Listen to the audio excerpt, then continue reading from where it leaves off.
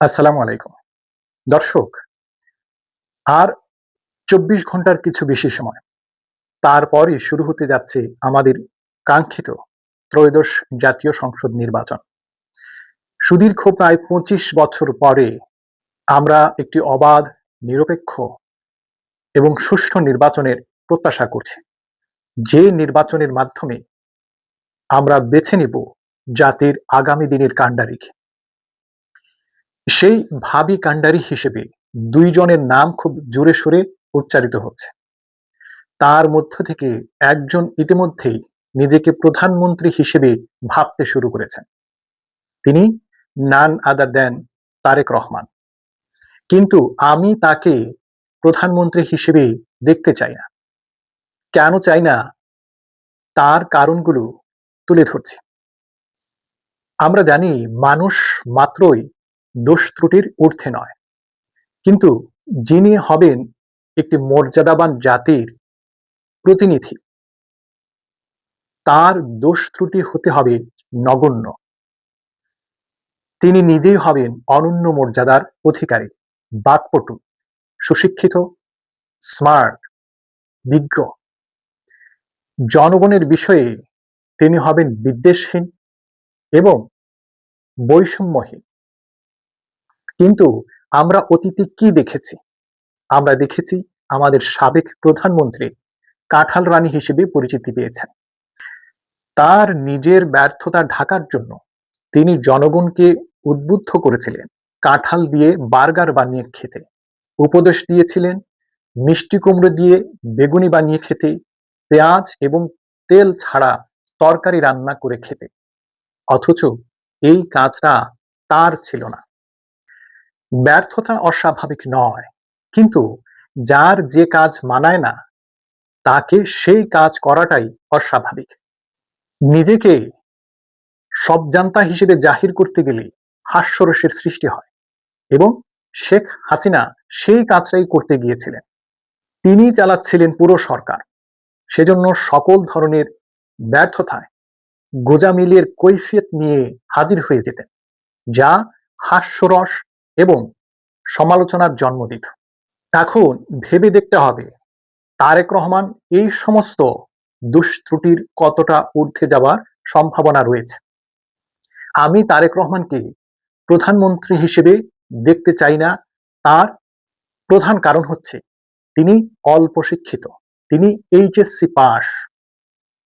বাংলাদেশের মতো বিশাল জনগোষ্ঠীর একটি দেশের অসংখ্য কৃতি সন্তান শিক্ষায় দীক্ষায় অগ্রসর হয়ে আন্তর্জাতিকভাবে যে দেশের সুনাম বৃদ্ধি করেছে, সেই দেশের প্রধানমন্ত্রী অল্প শিক্ষিত হলে সেই দেশের মর্যাদা ক্ষুণ্ণ হয়। এখন প্রশ্ন করতে পারেন, তাহলে কেন তার মাকে অর্থাৎ বেগম খালেদা জিয়াকে আমরা এত সম্মান দিলাম, বা কেন আমরা চাইতাম বেগম খালেদা জিয়ার মতো একজন প্রধানমন্ত্রী হোক? তার কারণ, বেগম খালেদা জিয়া দেশের অনেক ক্রান্তিকালে লড়াই সংগ্রামে আন্দোলনে অংশগ্রহণ করে নিজেকে প্রমাণ করেছিলেন। দেশের জন্য তার ভূমিকা ছিল অপরিসীম। ২ নম্বর কারণ হলো তারেক রহমান ভীরু, তিনি নির্ভীক নন। গণ অভ্যুত্থানের পর অনুকূল পরিস্থিতি থাকার পরও কাপুরুষের মতো তিনি দেশে ফেরার সাহস করতে পারেননি। তিনি বলেছিলেন তার দেশে ফেরার সিদ্ধান্ত তার নিজের হাতে নয়। এখন স্বাভাবিকভাবেই প্রশ্ন ওঠে, যাদের সিদ্ধান্ত ছাড়া তিনি দেশে ফিরতে পারেননি, প্রধানমন্ত্রী হলে তাদের সিদ্ধান্ত ছাড়া কি দেশ ও জাতির কল্যাণে কোনো পদক্ষেপ তিনি নিতে পারবেন? আমি মনে করি তিনি পারবেন না, এবং তাতে সন্দেহের কোনো অবকাশ নাই। কারণ নাম্বার ৩, দেশ পরিচালনার কোনো প্রস্তুতি বা কোনো পরিকল্পনা তার নেই। এত দীর্ঘ সময় তিনি রাজনৈতিক ব্যস্ততার বাহিরে থেকেও নিজের শিক্ষা দীক্ষা এবং গবেষণাকে তিনি বৃদ্ধি করতে পারেননি। দেশ ত্যাগের পূর্ব মুহূর্তে তিনি যেই অবস্থায় গিয়েছিলেন সেই একই অবস্থায় তিনি দেশে ফিরেছেন, এবং দেশে ফিরেই অবাস্তব মিথ্যা সব প্রতিশ্রুতির বন্যা বইয়ে দিয়েছেন। তিনি বলেছেন তিনি স্বপ্ন দেখায় বিশ্বাসী নন, তিনি পরিকল্পনায় বিশ্বাসী। কিন্তু তিনি পরিকল্পনার নামে জনগণকে যে সমস্ত প্রতিশ্রুতি দিচ্ছেন তা তার স্বপ্নবিলাস বা অসম্ভব কল্পনা ছাড়া আর কিছুই না। তার এই আকাশকুসুম কল্পনার প্রথম প্রতিশ্রুতি হচ্ছে ফ্যামিলি কার্ড, যেটা দিয়ে তার নেতাকর্মীরা মাঠ পর্যায়ে একদম লেজে গোবরে করে দিয়েছে। যে যেরকম পারছে প্রতিশ্রুতি দিচ্ছে। এক একজন ফ্যামিলি কার্ডের এক এক ধরনের সুফল বর্ণনা করে ভোটারদের আকৃষ্ট করতে যাচ্ছে। এমনকি তারেক রহমান নিজেই বলেছেন তিনি বাংলাদেশের 4.5 কোটি পরিবারের হাতে ফ্যামিলি কার্ড তুলে দিতে চান এবং তার সর্বনিম্ন প্রতিশ্রুত অর্থ অর্থাৎ প্রতি মাসে 2,500 টাকা করে হলে প্রতি মাসে তার মোট ব্যয় দাঁড়াবে 1,200 কোটি টাকার বেশি। এবং এই ফ্যামিলি কার্ডের সাথে তিনি আরো যে সমস্ত প্রতিশ্রুতি দিচ্ছেন সেগুলো হলো কৃষক কার্ড, হেলথ কার্ড, শিক্ষিত বেকার ভাতা, প্রবাসী কার্ড, ইমাম মুয়াজ্জিনদের ভাতা এবং তার সাথে যদি আমরা প্রচলিত যে সমস্ত ভাতা রয়েছে যেমন মুক্তিযোদ্ধা ভাতা এবং বয়স্ক ভাতা যোগ করি তাহলে প্রতি মাসে এর যে ব্যয় দাঁড়াবে সেটা হয়তো দেশের বার্ষিক বাজেটের সমপরিমাণ অর্থের সমান হবে। এখন কথা হলো সরকারি কর্মকর্তা কর্মচারীদের বেতন কোথা থেকে দিবেন? প্রতিশ্রুত উন্নয়ন প্রকল্পগুলো যেমন মেডিকেল বিশ্ববিদ্যালয় করা, ইপিজেড করা, ব্রিজ কালভার্ট নির্মাণ করা, তিস্তা ব্যারেজ নির্মাণ করা, এই সমস্ত উন্নয়ন প্রকল্পের ব্যয় কোথা থেকে আসবে? এবং সারা বছরের বাজেটের সমপরিমাণ অর্থ যদি এক মাসেই খরচ হয় তাহলে বাকি 11 মাস দেশ কিভাবে চালাবেন? কারণ নাম্বার 4, দেশের বর্তমান অবস্থা সম্পর্কে সাধারণ জ্ঞানের প্রকট অভাব তার রয়েছে এবং এই সাধারণ জ্ঞানের প্রকট অভাব ইতিমধ্যেই দেশে ব্যাপক হাস্যরসের সৃষ্টি করেছে। যেমন ধরুন ফরিদপুরে গিয়ে বলছেন সেখানে নাকি ব্যাপক সয়াবিনের চাষ হয় অথচ ফরিদপুরে চাষ হয় ভুট্টা। তিনি দিনাজপুরে গিয়ে প্রতিশ্রুতি দিচ্ছেন সেখানকার আম রপ্তানির ব্যবস্থা করবেন অথচ ক্লাস 5 এর ছাত্রও জানে দিনাজপুর লিচুর জন্য বিখ্যাত, আমের জন্য নয়। তিনি কুমিল্লায় গিয়ে ঘোষণা দিচ্ছেন যে কুমিল্লায় ইপিজেড নির্মাণ করবেন অথচ কুমিল্লায় ইপিজেড নির্মিত হয়েছে বহু আগে। তিনি নীলফামারীতে গিয়ে প্রতিশ্রুতি দিচ্ছেন তিনি নীলফামারীতে মেডিকেল কলেজ প্রতিষ্ঠা করবেন অথচ নীলফামারীতে মেডিকেল কলেজ আগে থেকেই রয়েছে। তিনি প্রতিশ্রুতি দিচ্ছেন তিস্তা ব্যারেজ নির্মাণ করবেন অথচ তিস্তা ব্যারেজ নির্মিত হয়েছে বহু আগে। কর্মজীবী নারীদেরকে তিনি প্রতিশ্রুতি দিচ্ছেন যদি তার সরকার ক্ষমতায় যায় এবং তিনি প্রধানমন্ত্রী হন তাহলে নারীদের মাতৃত্বকালীন ছুটি 6 মাস করবেন অথচ এই ব্যবস্থা কার্যকর রয়েছে 2003 সাল থেকে।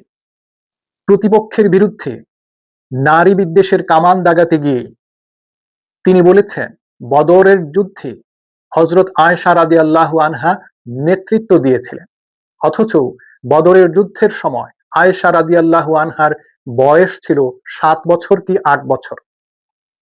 অথচ এই তারেক রহমানই বলেছেন যে মদিনার শাসন ব্যবস্থা অনুযায়ী তারা দেশ পরিচালনা করতে যান, মহানবী হযরত মুহাম্মদ সাল্লাল্লাহু আলাইহি সাল্লামের নীতি ও আদর্শ অনুযায়ী তারা দেশ পরিচালনা করতে চান অথচ বদর যুদ্ধের এই সাধারণ জ্ঞানটুকুই তার নাই।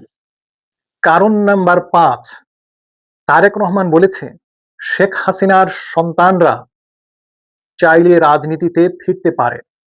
জাতির এত রক্ত ঝরানোর পর জাতি যাদেরকে বিতাড়িত করেছে সেই রক্তের দাগ শুকানোর পূর্বেই তিনি সেই কালপ্রিটদেরকে পুনর্বাসনের প্রতিশ্রুতি দিচ্ছেন।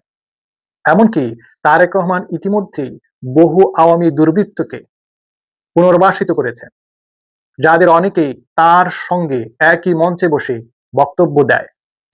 কারণ নাম্বার 6, তার বিরুদ্ধে খাম্বা এবং হাওয়া ভবন সংক্রান্ত যে সমস্ত অভিযোগ ছিল তার দেশ ত্যাগের পূর্ব থেকে।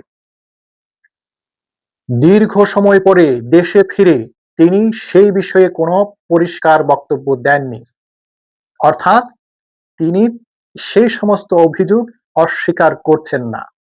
কারণ নাম্বার 7, সাধারণ নেতাকর্মী এবং তার মাঝে কোনো পার্থক্য নাই। প্রতিপক্ষের নেতাকর্মীদেরকে গুপ্ত, সুপ্ত ইত্যাদি সস্তা মন্তব্য করছেন, যা তার সাধারণ নেতাকর্মীদের করার কথা। জামায়াতে ইসলামীর আমির ডাক্তার শফিকুর রহমানের এক্স হ্যান্ডেল হ্যাক হওয়ার পরে তারা যে প্রামাণ্য বক্তব্য উপস্থাপন করেছিল, তিনি বিশেষজ্ঞদের মতো দৃঢ় কণ্ঠে সেই বক্তব্যকে উড়িয়ে দিয়েছিলেন। তিনি বলেছিলেন জামায়াতে আমিরের এক্স হ্যান্ডেল হ্যাক হয়নি, অথচ আইন শৃঙ্খলা বাহিনী তার প্রমাণ পেয়েছে এবং বঙ্গভবনের সেই জড়িত কর্মকর্তাকে তারা আটক করেছিল।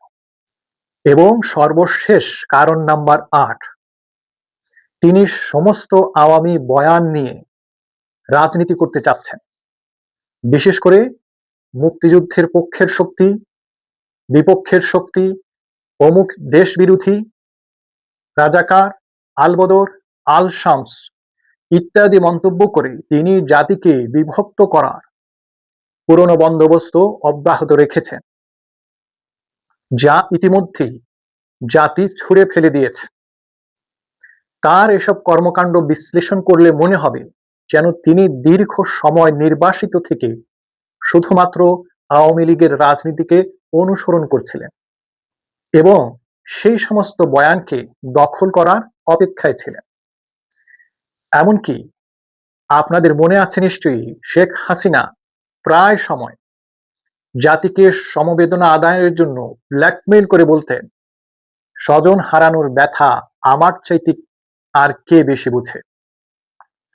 সেই বক্তব্যটি ইদানিং তারেক রহমান দিতে শুরু করেছেন।